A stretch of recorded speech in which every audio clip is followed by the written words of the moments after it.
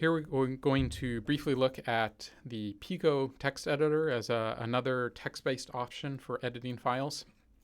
So this again has the advantage that it is completely text-based, and it's going to be something that is feasible to use over a poor internet connection that is not necessarily suitable for a graphical interface. And we start this up with Pico, the command for the text editor, and we provide the option, the name of the file that we'd like to edit.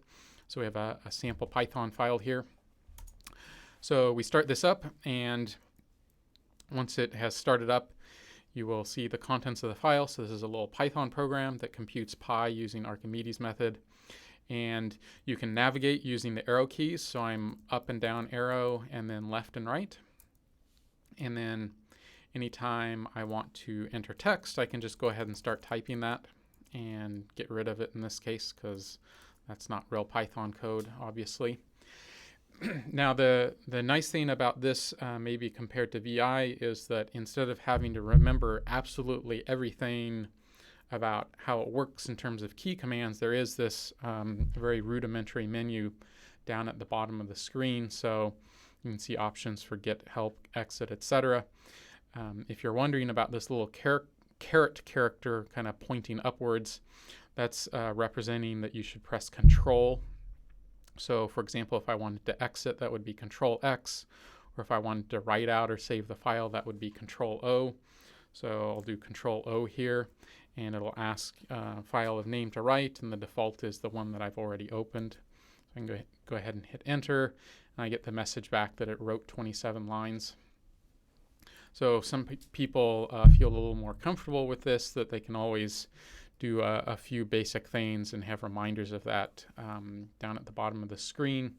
If I wanted to go to a particular line in the file, maybe I knew that I wanted to get to line 21 because the Python interpreter told me there was a mistake there, I would do Control _, and it would ask me for the line number to go to and the optional column number. So I tell it I want to go to line 21. Now I'm on line 21, and I could do whatever I needed to do to look at that piece of code, decide if there's a mistake, fix it, etc.